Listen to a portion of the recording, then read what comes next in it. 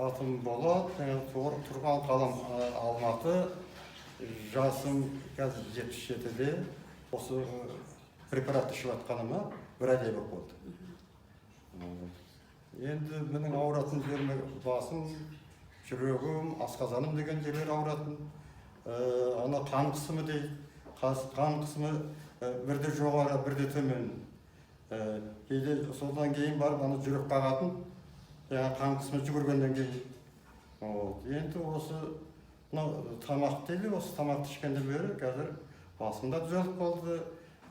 Қан қысымы қазір бір қалыпқа келді, жүгіре бермейді. Жүрегім жайланды, асқазанымда не болатын ауру, шұқылаған аурулары созылмалы дейді ғой, оларды қазір жақсы, жаман емес. Бұның әсері маған жақсы тиіп жатыр.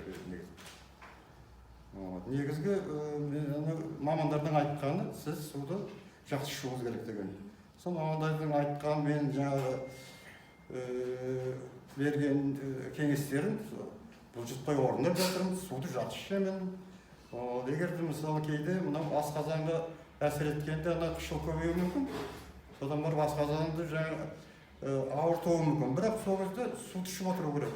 Тақыл суды ішіп ауырған сайын жаңағы сіңіп кететін деп біз болса ешқандай оны аса маған ешқандай қатты не берген жоқ. Ана жеріміз қатты ауырған жоқ, жай жұмсақ бәрі. Жұмсақ өтіп отыр.